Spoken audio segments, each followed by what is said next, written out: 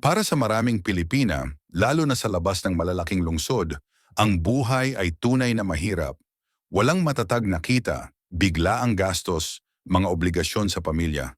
Lahat ng ito ay lumilikha ng ganitong pag-iisip na ang sinumang may dayuhang kita ay isang potensyal na linya ng buhay. Hindi ito personal, ito ay cultural conditioning.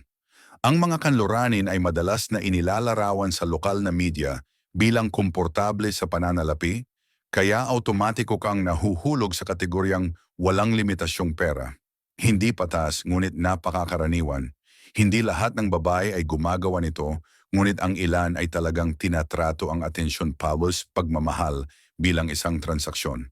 Kung ikaw ay mabait, tumutugon o mapagbigay kahit isang beses, matatawag kang pwede humingi, isang taong maaari nilang tanungin.